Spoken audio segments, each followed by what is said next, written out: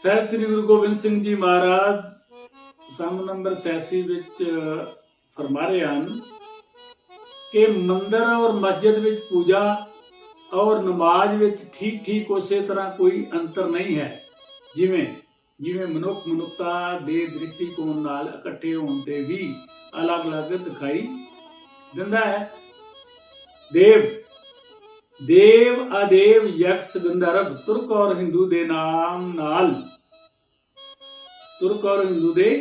ਨਾਲ ਮਨੁੱਖ ਨੂੰ ਪੁਕਾਰਨਾ ਕੇਵਲ ਅਲੱਗ-ਅਲੱਗ ਦੇਸ਼ਾਂ ਦਾ ਪ੍ਰਭਾਵ ਹੈ। ਕਿਉਂਕਿ ਇੱਕ ਹੀ ਨੈਣ ਸਭਨਾਂ ਦੇ ਨੈਣ ਕੰਨ ਦੇ ਅੰਗ ਔਰ ਸਭਨਾਂ ਵਿੱਚ ਸ਼ਬਦ ਸ਼ਕਤੀ ਇੱਕ ਸਮਾਨ ਹੈ ਔਰ ਸਭ ਇੱਕੋ ਮਿੱਟੀ ਵਾਯੂ ਹਵਾ ਜਲ ਔਰ ਤੇਜ ਆਦਿ ਨਾਲ ਬਣੇ ਹੋਏ ਹਨ।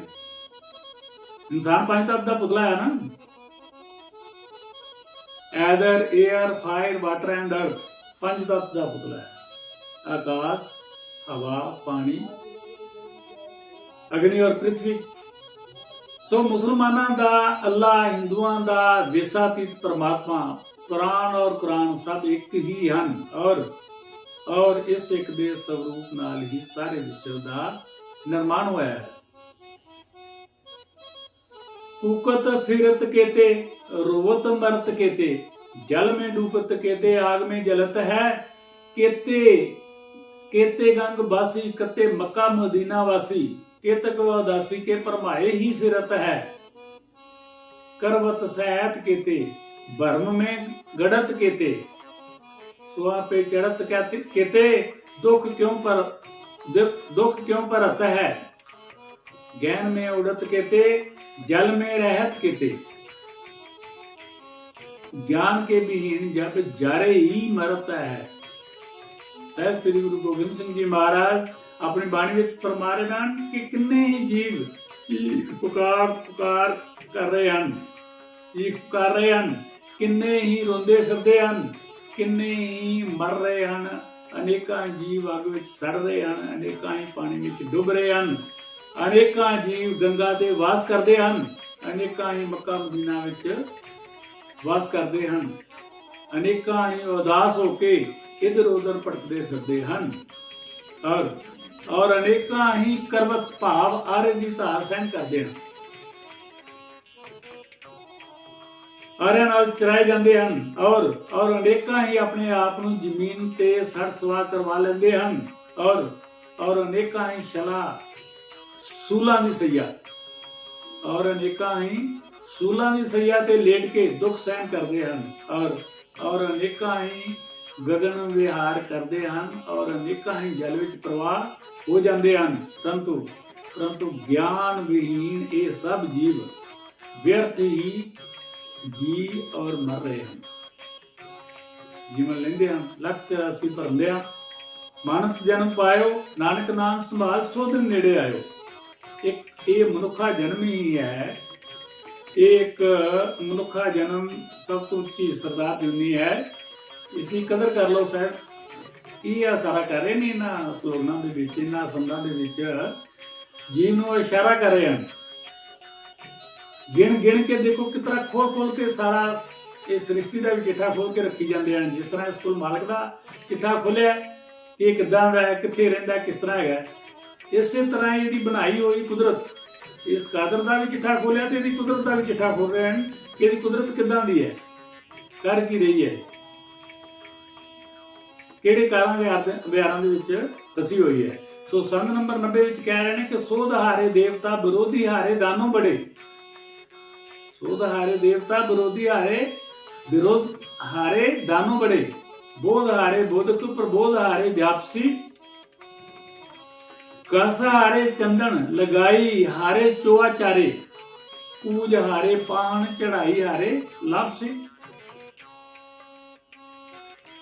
गा हारे गौरन मनाए मारे मड़ी मट, लीप हारे बीतन लगाई हारे सापसी, गई हारे गंधर्व बजाई हारे किन्नर सब, पंच हारे पंडित तो पंथ हारे तापसी।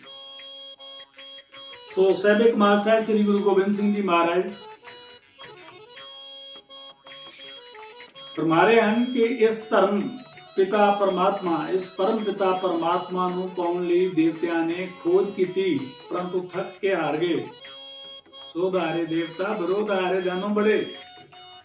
खोज की थी परंतु थक के आ गए और इसनू नहीं पा सके। दानवा ने इस परम सत्ता दा सदैव विरोध किया सी, परंतु वो भी हार गए।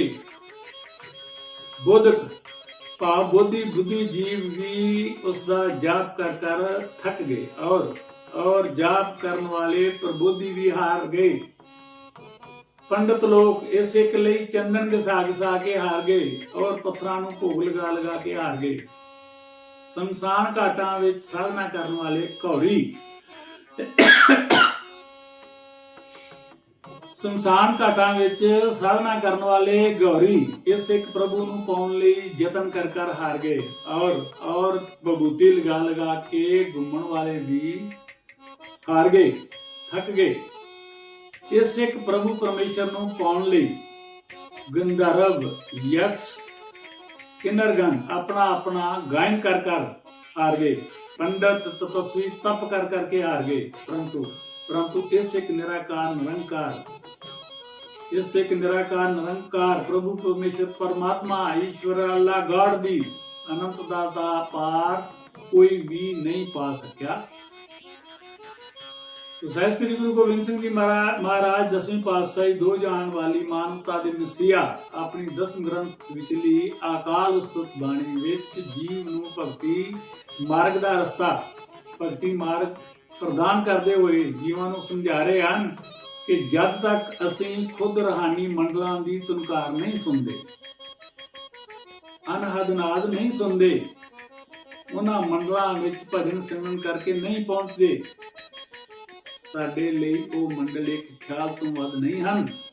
ਜਿਸ ਤਰ੍ਹਾਂ ਇੱਕ ਖਿਆਲੀ ਪਲਾਉ ਬਣਾਉਣ ਵਾਲੀ ਗੱਲ ਹੈ, ਉਹਨਾਂ ਮੰਡਲਾਂ ਦੇ ਨਿੱਜੀ ਅਨੁਭਵ ਤੋਂ ਬਿਨਾਂ ਜੀਵ ਨਾਲ ਨਿਰਾ ਮਨ ਦਾ ਧੋਖਾ ਅਤੇ ਨਿਰੀ ਕਲਪਨਾ ਜਾਂ ਨਿਰੀਆਂ ਕਿਆਸ ਰਹੀਆਂ ਹਨ। ਬਹੁਤ ਸਾਰੇ ਧਿਆਨ ਲਗਾਉਂਦੇ ਨੇ ਨਾ, ਅੱਖਾਂ ਬੰਦ ਕਰਕੇ ਧਿਆਨ ਲਗਾਉਂਦੇ ਨੇ ਜੀ ਕਿ ਅਸੀਂ ਪਰਮਾਤਮਾ ਨਾਲ ਮਿਲਾਪ ਕਰਨਾ ਹੈ। ਤਾਂ ਸਾਹਿਬ ਜੀ ਕਹਿ ਰਹੇ ਨੇ ਇੱਥੇ ਬਹੁਤ ਜ਼ਿਆਦਾ ਧਿਆਨ ਦੇਣ ਵਾਲੀ ਗੱਲ ਹੈ कि जेड़े सत्त असमान असी पार करने हैं, इस रूह ने जेड़े सत्त असमान पार करने हैं वो जब तक इस एक दे दर्शन नहीं करेगी तब तक नहीं पार कर सकती। हाँ, इस एक दे दर्शन करके इहदी तांग विच फिर उडाटियां मारे फिर सत्त असमान पार कर सकती है। सब तो पहला इस एक दे दर्शन, फिर सुरत शब्द योग है। सो एक वाइज मैन भाव ज्ञानी पुरुष मानसिक संकल्पां मनोघड़त विचारां जां मन की कल्पना जां ग्रंथां विचले पढ़े केवल विचारां दे आधार उत्ते कार्य नहीं करदा। ज्ञानी पुरुष वाइज मैन जो कहते हैं वो पहला खुद करते हैं प्रैक्टिकली। ज्ञानी पुरुष जो कुछ भी कहते हैं अपने निजी अनुभव के आधार से कहते हैं और करते हैं और दूसरों के फायदे लिए अपने अनुभव बयान करते हैं। पूर्ण संत किसी नूं अपना धर्म बदलने लई नहीं कहते। देखो संसार विच की प्रक्रिया चल रही है, खास करके क्रिश्चियन मिशनरी वर्क चल रहा है कि क्रिश्चियन बनो। लेकिन पूर्ण संत जो है वो किसी नूं अपना धर्म बदलने लई नहीं कहते। वो टुट रही मानवता नूं जोड़न लई आउंदे हन। वो टुट रही मानवता नूं जोड़न लई आउंदे हन, तोड़न लई नहीं। जो साहिब श्री गुरु गोबिंद सिंह जी महाराज ने उस वक्त करके दिखाया, जिवें सूरज विचों अनेकां किरणां निकलदियां हन, उन्हां किरणां नूं उपरली नज़र नाल देखिया जावे तां वख-वख प्रतीत हुंदियां हन, पर जब सूरज नूं देखदे हां तो पता लगता है कि उन्हां दा असला एक ही है। उन्हां दा असला एक ही है। सारियां किरणां इस सूरज विचों ही निकल रही हैं। तो असीं परमात्मा नूं यहोवा, ईसा, अल्लाह, खुदा, श्री राम, श्री कृष्ण और मंडी शक्तियां आदि किसी भी नाम नाल पुकारदे हां, पुकार सकदे हां, पर साडा सब दा असल मंतव इस एक सच्चे ओंकार नाल ਮਿਲਾਪ ਕਰਨਾ ਹੈ। ਇਸ ਇੱਕ ਸੱਚੇ ਓਮ ਓਮਕਾਰ ਨਾਲ ਮਿਲਾਪ ਕਰਨਾ ਹੈ। ਇਸ ਇੱਕ ਆਲਾ ਲੀਆ ਸਭ ਸਰੂਪ ਪ੍ਰਮਾਤਮਾ ਨਾਲ ਮਿਲਾਪ ਕਰਨਾ ਹੈ। ਇਸ ਇੱਕ ਅੱਲਾਹ ਨਾਲ ਮਿਲਾਪ ਕਰਨਾ ਹੈ। ਸੱਚੀ ਰੂਹਾਨੀਅਤ ਤਾਂ ਵੱਖ-ਵੱਖ ਧਰਮਾਂ ਦੀਆਂ ਸ਼ਰੀਅਤਾਂ ਜਾਂ ਕਰਮ ਕਾਂਡਾਂ ਨਾਲ ਕੋਈ ਸੰਬੰਧ ਨਹੀਂ ਰੱਖਦੀ। ਇਸ ਦਾ ਮੁੱਖ ਮੰਤਵ ਉਸ ਪ੍ਰੇਮ ਤੱਕ ਪਹੁੰਚਣਾ ਹੈ ਜੋ ਸਭ ਦੇ ਅੰਦਰ ਸਮਾਨ ਰੂਪ ਵਿੱਚ ਮੌਜੂਦ ਹੈ। ਬੇਸ਼ੱਕ ਅਸੀਂ ਇਸ ਨੂੰ ਕਿਸੇ ਵੀ ਰੂਪ ਵਿੱਚ ਬਿਆਨ ਕਰੀਏ, ਅਸੀਂ ਅੰਦਰ ਹਰ ਤਰ੍ਹਾਂ ਦੀਆਂ ਹੱਦਬੰਦੀਆਂ ਤੋਂ ਪਰੇ ਹਾਂ ਔਰ ਸਾਡਾ ਅਸਲ ਮਕਸਦ ਹੈ ਕਿ ਸਾਡੇ ਅੰਦਰ ਦੱਬਿਆ ਹੋਇਆ ਰੂਹਾਨੀ ਖਜ਼ਾਨਾ ਮਿਲ ਜਾਏ। ਸਾਡੇ ਅੰਦਰ ਦੱਬਿਆ ਹੋਇਆ ਰੂਹਾਨੀ ਖਜ਼ਾਨਾ ਮਿਲ ਜਾਏ ਜੋ ਸਾਡੀ ਕੁਦਰਤੀ ਵਿਰਾਸਤ ਹੈ।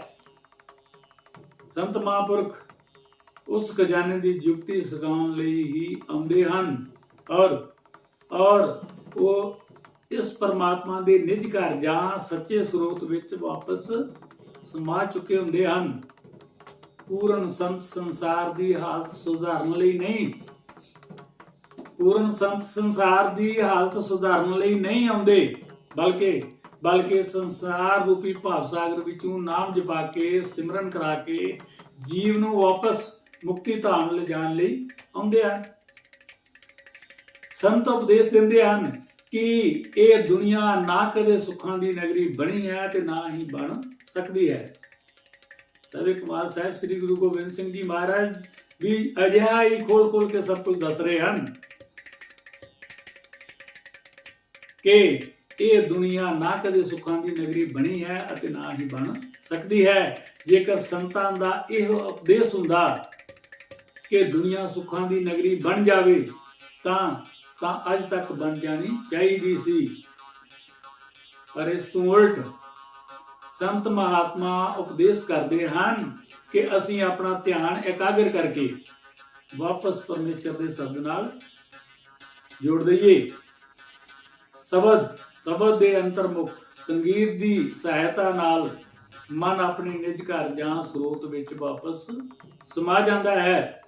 ਮਨ ਦੇ ਦੁਖਦਾਈ ਪੰਜੇ ਵਿੱਚ ਜਕੜੀ ਆਤਮਾ ਇਸ ਦੀ ਪਕੜ ਤੋਂ ਆਜ਼ਾਦ ਹੋ ਜਾਂਦੀ ਹੈ। ਇਹ ਆਪਣੇ ਅਸਲ ਸਰੂਪ ਔਰ ਆਪਣੀ ਆਜ਼ਾਦ ਹਸਤੀ ਦੀ ਪਹਿਚਾਨ ਕਰ ਲੈਂਦੀ ਹੈ ਅਤੇ ਮਨ ਤੇ ਜਿੱਤ ਪ੍ਰਾਪਤ ਕਰਕੇ ਆਪਣੇ ਸਰੋਤ ਵਿੱਚ ਵਾਪਸ ਸਮਾ ਜਾਂਦੀ ਹੈ ਔਰ ਸੋਹੰ ਪੁਕਾਰ ਉੱਠਦੀ ਹੈ। ਸਾਹਿਬ ਸ੍ਰੀ ਗੁਰੂ ਗੋਬਿੰਦ ਸਿੰਘ ਜੀ ਮਹਾਰਾਜ ਇਹਨਾਂ 10-12 ਸ਼ਲੋਕਾਂ ਔਰ ਕਵਿਤਾਵਾਂ ਵਿੱਚ ਜੀਵ ਨੂੰ ਚਾਨਣਾ ਪਾ ਰਹੇ ਸਨ ਕਿ ਇਹ ਜੀਵ ਜਿੰਨੀਆਂ ਵੀ ਦੁਨੀਆ ਵਿੱਚ ਜੀਵ ਆਪਣੇ ਸੁਭਾਅ ਮੁਤਾਬਕ, ਆਪਣੀਆਂ ਆਦਤਾਂ ਮੁਤਾਬਕ ਔਰ ਆਪਣੇ ਕਰਮਾਂ ਮੁਤਾਬਕ ਆਪਣੇ ਜੀਵਨ ਦਾ ਨਿਰਵਾਹ ਕਰ ਰਹੇ ਹਨ। ਚਾਹੇ ਸੁਅਰ, ਹਾਥੀ, ਗਧਾ, ਗਿੱਧ, ਪੌਦੇ, ਉਦਾਸੀਨ, ਬ੍ਰਹਮਚਾਰੀ, ਬੰਦਰ, ਗਾਂ ਔਰ ਬਸੜਾ, ਸੱਪ, ਪਕਸ਼ੀ, ਗਿਆਨੀ, ਭੂਮੀ ਔਰ ਆਕਾਸ਼ ਵਿੱਚ ਰਹਿਣ ਵਾਲੇ ਅਨੇਕਾਂ ਜੀਵ ਔਰ ਪਾਣੀ ਵਿੱਚ ਰਹਿਣ ਵਾਲੇ ਜੀਵ ਕਿਉਂ ਨਾ ਹੋਣ, ਆਪਣੇ ਕਰਮ ਔਰ ਜਾਤੀ ਦੇ ਆਧਾਰ ਤੇ ਆਪਣਾ ਨਿਰਵਾਹ ਕਰ ਰਹੇ ਹਨ।